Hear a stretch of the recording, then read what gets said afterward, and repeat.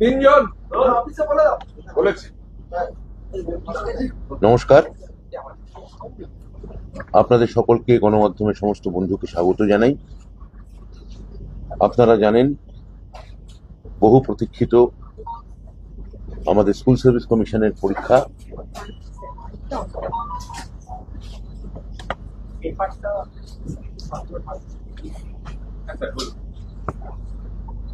আজকে শেষ হয়েছে।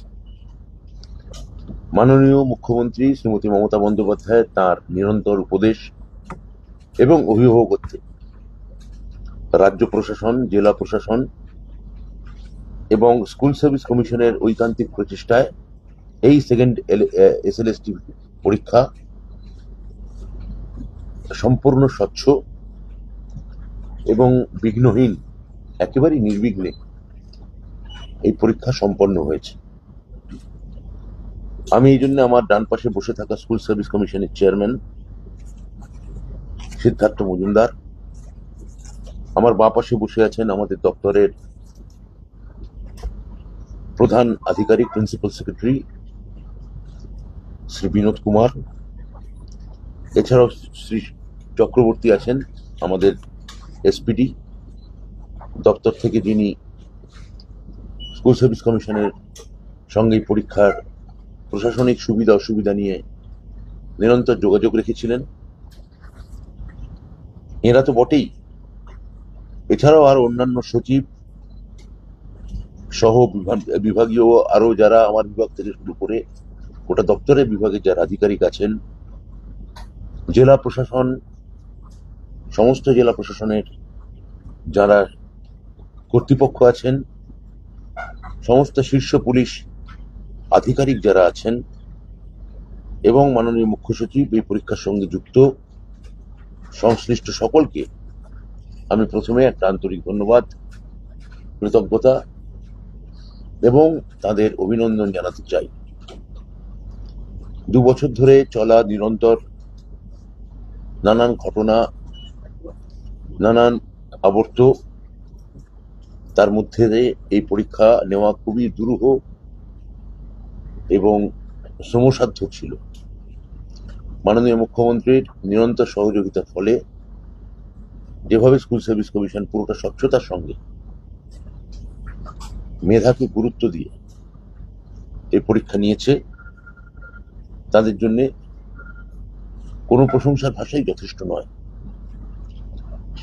এই পরীক্ষা সংক্রান্ত আজকের পরীক্ষা নিয়ে আমি কয়েকটা তথ্য আপনাদের জ্ঞাতার্থে আমি আপনাদের সামনে এখন পেশ করতে চাই। 1, গত রোববার অর্থাৎ 7ই সেপ্টেম্বর নবম এবং দশম ক্লাস 9 আর 10 এর শিক্ষক নিয়োগের পরীক্ষা হয়েছিল। আপনারা জানেন, তাতে আবেদন করেছিলেন 3,19,961 জন। পরীক্ষা দিয়েছিলেন তার মধ্যে 2,93,152 জন, অর্থাৎ 91.62%। 91.62%। গত রবিবারের যে পরীক্ষা হয়েছে তার মধ্যে 3,658 জন তারা বিশেষভাবে সক্ষম এবং তাদের মধ্যে 789 জন ছিলেন দৃষ্টি সংক্রান্ত, চোখের বিষয়ে তারা চ্যালেঞ্জড এবং তারা বিশেষভাবে সক্ষম পরীক্ষার্থী। এইবার এই প্রথম এই পরীক্ষায় আমরা এই শ্রেণীর যারা সক্ষম পরীক্ষার্থী আছেন তাদের সুবিধার জন্য বেশ কয়েকটা আমরা ব্যবস্থা আমরা নিয়েছিলাম। আজ একাদশ এবং দ্বাদশ শ্রেণীর যে পরীক্ষা নিয়োগ, তার জন্য আজকে মোট পরীক্ষার্থীর সংখ্যা ছিল 2,46,543 জন। 2,46,543 জন। এই পরীক্ষার্থীদের মধ্যে 3,120 জন বিশেষভাবে সক্ষম এবং তাদের মধ্যে আবার এই 653 জন দৃষ্টি সংক্রান্ত বিষয়ে বিশেষভাবে সক্ষম। তাদের জন্য আমরা অনুরূপ ব্যবস্থা আমরা রেখেছিলাম। আজকের দিনে এখন অব্দি কতক্ষণ হলো পরীক্ষা শেষ হয়েছে? 1টায় আর 2টো হচ্ছে। হ্যাঁ, মানে আধ ঘন্টা 35 মিনিট হলো পরীক্ষা শেষ হয়েছে। তার মধ্যে এখনো পর্যন্ত পাওয়া তথ্যের ভিত্তিতে পরীক্ষার্থী হুবহু সংখ্যা আমি বলতে পারবো না, কিন্তু আমি আপনাকে শতাংশ বলতে পারি আপনাদের। সেটা হচ্ছে 93% পরীক্ষা দিয়েছে। সংখ্যাটা যদি পান শুভ্রবাবু আমাকে একটু জানাবেন। দুই পরীক্ষা মিলিয়ে তার মানে মোট 5,66,000 জন আবেদনকারী, তারা 7ই সেপ্টেম্বর এবং 14ই সেপ্টেম্বর মানে আজকে পরীক্ষা দিলেন। গত 7 তারিখে বাইরে রাজ্য থেকে এসছেন, এই তথ্যটা আপনাদের জন্য খুব দরকারি। সে হচ্ছে 31,362 জন ভিন রাজ্য থেকে এসছেন, আমাদের পশ্চিমবঙ্গ রাজ্যের অধিবাসী নন তারা। আর আজকের পরীক্ষায় 13,517 জন 13,517 জন বাইরের রাজ্য থেকে এসেছেন। এদের মধ্যে একটা খুব বড় অংশ এসছেন উত্তরপ্রদেশ এবং বিহার থেকে। অর্থাৎ এটা উল্লেখ না করে পারা যাচ্ছে না যে তথাকথিত বহু ঢক্কা নিনাদে শোনা, বহু আড়ম্বর প্রসূত শব্দ ডবল ইঞ্জিন, সেই ডবল ইঞ্জিন সরকারের তাদের সাফল্য বা ব্যর্থতার খতিয়ান আসলে কত, এই তথ্য থেকে আপনারা তার একটা হিসেব আন্দাজ আপনারা পাবেন।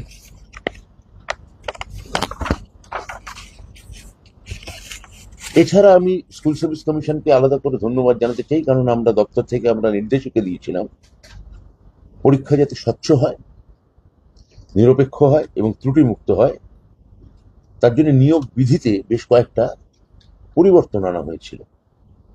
সেটা আপনারা অনেকে হয়তো জানেন। আমি পরিবর্তনগুলো আরেকবার আপনাদের বা যারা দেখছেন, যা অগণিত পরীক্ষার্থী যারা আছেন বা আরো যারা অভিভাবক আছেন, শিক্ষক আছেন বা এমনি দর্শকও আছেন, তাদের সুবিধার্থে আমি সেটা একটা দুটো বলতে চাই। এক, এই প্রথম West Bengal central school service commission একটা ওএমআর ভিত্তিক লিখিত পরীক্ষা পরিচালনা করেছেন এবং ওএমআর ভিত্তিক উত্তরপত্রের যেটা প্রথম, সেটা প্রতিলিপি তারা আবেদনকারীকে দিয়েছেন, যেটা আবেদনকারীর কাছে সংরক্ষিত থাকছে। দুই, এই লিখিত পরীক্ষার পর এই সেন্ট্রাল স্কুল সার্ভিস কমিশন তাদের অফিসিয়াল ওয়েবসাইটে এই পরীক্ষার যে প্রশ্ন করা হয়েছে তার মডেল উত্তরপত্র দিয়ে দেওয়া হবে। এই ছিল প্রশ্ন আর এই হচ্ছে তার সঠিক উত্তর, এবং আবেদনকারী যারা আছেন তাদের থেকে পরামর্শ কিংবা আপত্তি তারা আহ্বান করবেন ওয়েবসাইটে আপলোড করানোর জন্য। তিন, এরপর সেন্ট্রাল স্কুল সার্ভিস কমিশন এই সময়সীমা পেরিয়ে যাওয়ার পর ওরা একটা নিশ্চয়ই টাইম দেবেন যে এই সময়ের মধ্যে আপনি আপনার আপত্তিকে 5 দিন সময় দেবেন। তারপর এই 5 দিন সময় দেওয়ার সময়সীমা পেরিয়ে গেলে সেন্ট্রাল স্কুল সার্ভিস কমিশন আবার তাদের ওয়েবসাইটে পার্সোনালি টেস্ট বা ইন্টারভিউয়ের জন্য ডাকা সমস্ত প্রার্থীদের বিস্তারিত তথ্য এবং একটা প্রাথমিক তালিকা তারা প্রস্তুত করে প্রকাশ করবে। কারা কারা ইন্টারভিউ দেওয়ার জন্য নির্বাচিত হলেন সম্পূর্ণ তালিকা এই ওয়েবসাইটে তুলে দেওয়া হবে, নম্বর সব বিভাজন সব। 3, এই প্যানেলের মেয়াদ শেষ হওয়ার 2 বছর লিখিত পরীক্ষার ওএমআর গুলো এই সেন্ট্রাল স্কুল সার্ভিস কমিশন সংরক্ষিত রাখবে। ওএমআর কপিগুলির স্ক্যান করা ছবিগুলো প্যানেলের মেয়াদ শেষ হওয়ার পর আগামী 10 বছর স্কুল সার্ভিস কমিশন এটি সংরক্ষণ করবে। এছাড়াও একাধিক ব্যবস্থা নেওয়া হয়েছে এই পরীক্ষা যাতে স্বচ্ছ, নিরপেক্ষ এবং ত্রুটিমুক্ত হয়। তা সবকটা এখানে প্রকাশ্য নয়, আমাদের এই পরীক্ষা সুরক্ষার কারণে। আমার বিশ্বাস স্কুল সার্ভিস কমিশন নেওয়া এই আজকের গত রোববার এবং আজকের এই 2 পরীক্ষা, এই বিশেষ এবং তার জন্য গৃহীত ব্যবস্থাগুলি কমিশনের স্বচ্ছতা এবং নিরপেক্ষতার উপর সমাজ এবং চাকরি প্রার্থীদের বিশ্বাস নিশ্চিতকরণ করবে, দৃঢ় করবে। এবং মাননীয় মুখ্যমন্ত্রী মমতা বন্দ্যোপাধ্যায় সরকারের উপর মানুষ বারবার যে আস্থা রেখেছে সেই আস্থার এক পুনর্নবীকরণ ঘটাবে।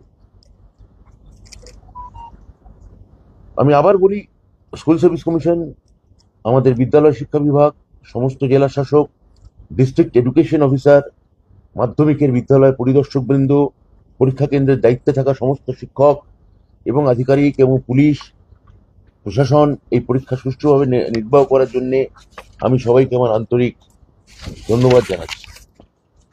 আমি ধন্যবাদ জানাচ্ছি আপনাদের এক শ্রেণী মানুষদের যাবতীয় অপপ্রচার এবং কুৎসাকে ব্যর্থ করে আপনারা অর্থাৎ বৈদ্যুতিন এবং লিখিত গণমাধ্যমের প্রতিনিধিগণ নির্ভীক এবং নিরপেক্ষ তথ্য প্রদান করে বিভিন্ন সময় আমাদের সহায়তা করেছেন।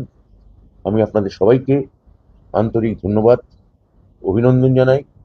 পরিশেষে আবার বলি, এই পরীক্ষা এতটা ত্রুটিমুক্ত এবং নির্বিঘ্ন এবং স্বচ্ছ হতো না যদি না আমাদের মুখ্যমন্ত্রী মাননীয় মমতা বন্দ্যোপাধ্যায়, তিনি সারাক্ষণ তার অভিভাবকত্ব এবং উপদেশ এবং সহায়তা আমাদের জন্য 24 ঘন্টা নিরলস জারি যদি না রাখতেন।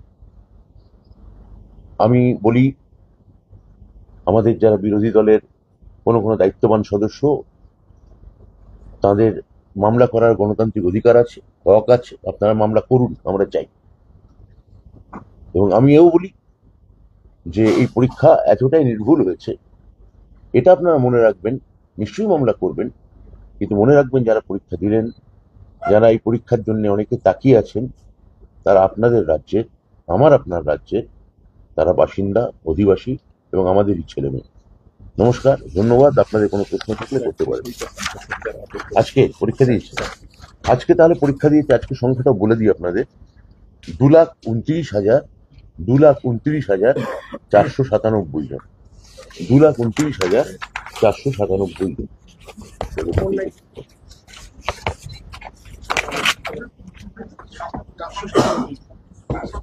2,29,497 জন।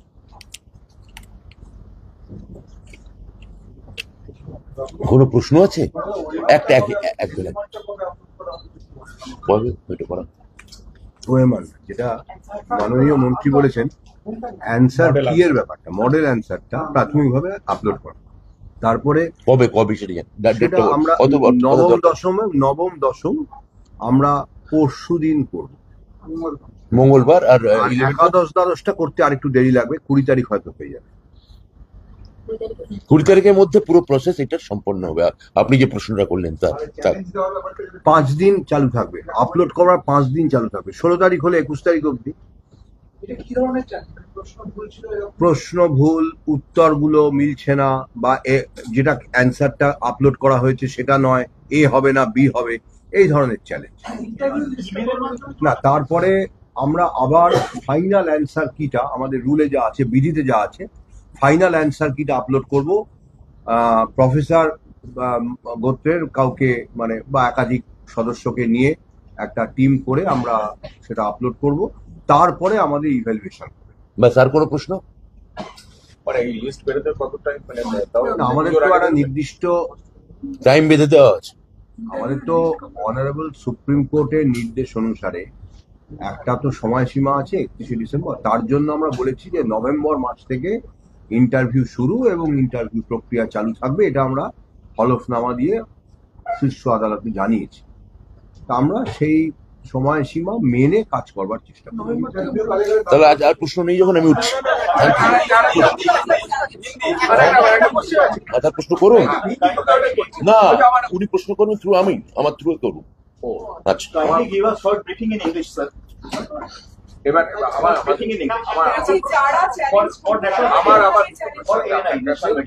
আপনার কাছে হচ্ছে যে যারা প্রতিবাদী মুখ ছিল আন্দোলনের, তারা কি বিভিন্ন জায়গায় পরীক্ষা দিয়েছেন, তারা পরীক্ষা বসেছেন, কিন্তু তারা বিভিন্ন টি শার্ট পরে শির দ্বারা বিক্রি, আমরা এই সরকারের জন্য প্রতারিত হলাম, এই সমস্ত বক্তব্য দিচ্ছেন, এটা কি? আর দুই হচ্ছে স্যারের যেটা দিচ্ছে শব্দের মারফত, যেটা হচ্ছে যে এই যে 10 নম্বর এক্সট্রা পাবে যারা টিচার, তারা কোন জায়গায় পাবে? এটা কি শুরুতে না ইন্টারভিউর সময়? 1 নম্বর প্রশ্নের উত্তর হচ্ছে, তাদের সবার জন্য আমার শুভেচ্ছা রইল। তারা সত্যি, তাদের অনেক কষ্ট বা দুর্ভোগ সহ্য করতে হয়েছে।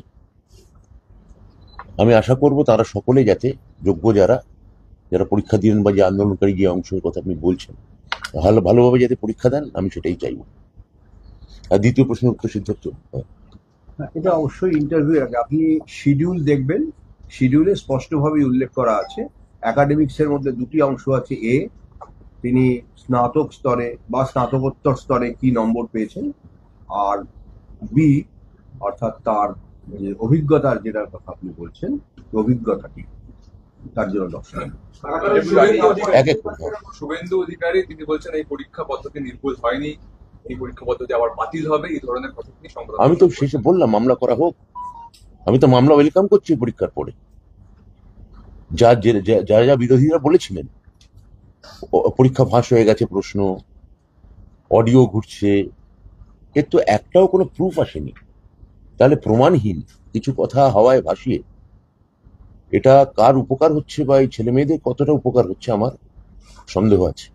আচ্ছা, এই চ্যালেঞ্জটা কিভাবে তারা করবে? চ্যালেঞ্জ যে করার কথা বলছেন সেটা কি প্রসিডিউরে, কিভাবে তারা চ্যালেঞ্জ করবে সেটা যদি একটুখানি ক্লিয়ার। আমার মনে হয় এইটা নিয়ে আমি একটা কথা বলি। এই যে ওএমআর শিটের মানে কবে ওয়েবসাইট আপলোড করা হবে, কিভাবে চ্যালেঞ্জ জানানো, মানে এই যে পরীক্ষা সংক্রান্ত যে খুঁটিনাটি প্রশ্ন, এগুলো আমি এসএসসি চেয়ারম্যানকে অনুরোধ করছি উনি একটা আলাদা পিসি করবেন, সেখানে আপনারা জেনে নেবেন। Candidates are coming from other states. Sorry? Why so many candidates Huh. are coming from other states? I think there is no job, no employment, and the campaign is going on repeatedly from one kind of media and vis-a-vis the all sectarian things who are biased. But finally, the statistics will speak. Statistics is saying that there is no job in the double engine government. The government actually they cannot provide the job, central government. So they are coming to in the state government in the leadership of Mamata Banerjee, where the examination is taken care of very regularly and transparently. Which are the measures your government has taken to ensure the fairness of the examination? I have told the measurement that we are keeping the OMR for the 10 years. Number one, number two, we are giving this the scan copy to who are giving the carbon copy or duplicate copy all candidates. These two are measures, I think. Sir, একটা কথা হচ্ছে বাইরের রাজ্যে, BJP শাসিত রাজ্যে বাঙালিকে যখন বুঝতে পারার যে খবর যখন হচ্ছে, তখন যারা বাইরে থেকে এখানে আসছেন, বিজেপি শাসিত রাজ্য থেকে উত্তরপ্রদেশ, বিহার, রাজস্থান, এখানে যখন আসার পর তারা পরীক্ষা দিচ্ছে, তাদেরকে যখন প্রশ্ন করা হচ্ছে তারা বলছেন যে এটা গোটা দেশ, আমাদের কাছে কিছু আলাদা না, তার মানে বাংলা কি তাদের আপন করেন? বাংলা তো বরাবরই সবাইকে আপন করেছে ভাই।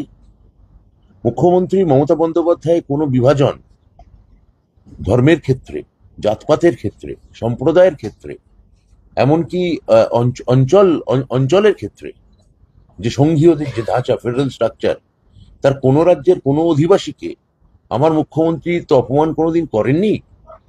তৃণমূলের লোকেরাও মানে আমাদের রাজনৈতিক দলের লোকেরাও কোনোদিন তাদের দিকে লাঠি নিয়ে তেড়ে যায়নি।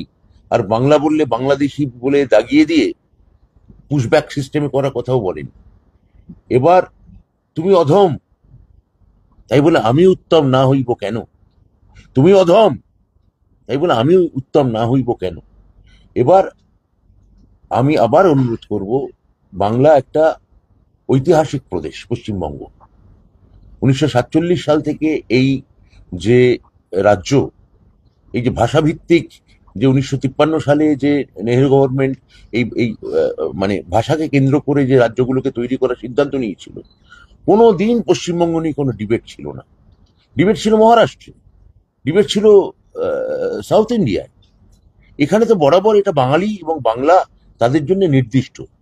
তাহলে হঠাৎ কেন এই বাঙালিদের এইভাবে অপমান করা হচ্ছে, এভাবে তাদের গালাগাল করা হচ্ছে গোটা বিজেপি শাসিত রাজ্যগুলো, এটা আমরা বুঝতে পারছি না। দুই, তাই বলে বিজেপি শাসিত রাজ্য থেকে কোনো সাধারণ মানুষ এখানে যদি পরীক্ষা দিতে আসেন, তিনি একজন শিক্ষিত কোট আনকোট শিক্ষিত বেকার, তা তাকে আমি তাড়া করবো নাকি?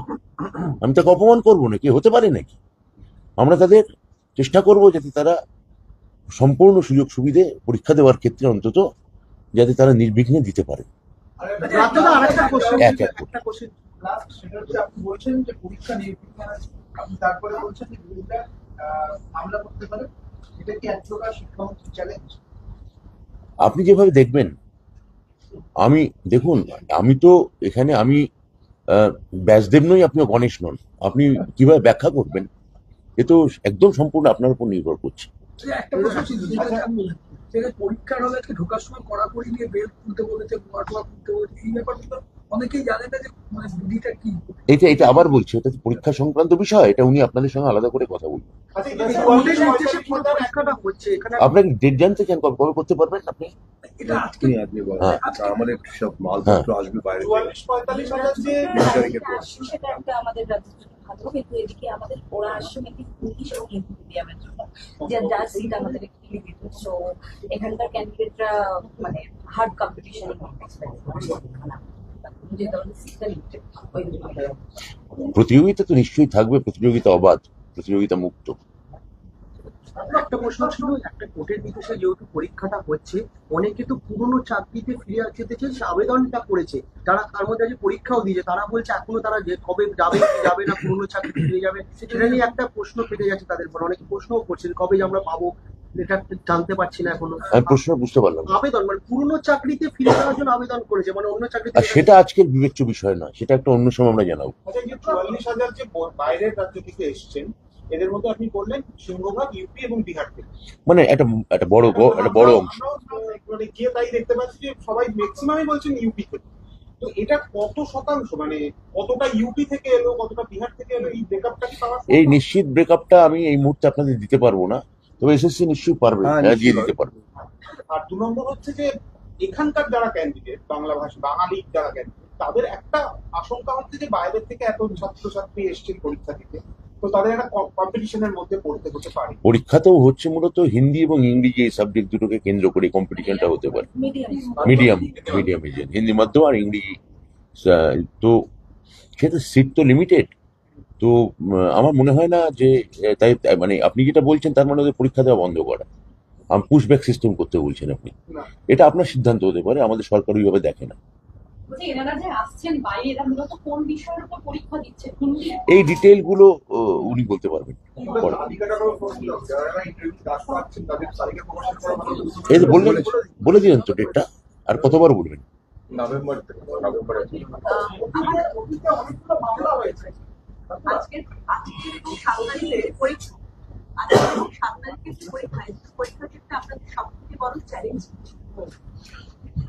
আমার মনে হয় সব থেকে নির্বিঘ্নে পরীক্ষা নেওয়া, ছাত্র মানে পরীক্ষার্থীদের যাতে কোনো অসুবিধা না হয় সেটাকে নিশ্চিত করা, এবং এই পরীক্ষা যে সম্পূর্ণ স্বচ্ছতা এবং মাননীয় মুখ্যমন্ত্রীর ওপর যে মানুষ মুখ্যমন্ত্রী মমতা বন্দ্যোপাধ্যায়ের উপরেই ভরসা রাখেন সেইটাকে নিশ্চয়তা দেওয়া। হ্যাঁ, ওই ঠিক না, আর না। থ্যাংক ইউ, চলো।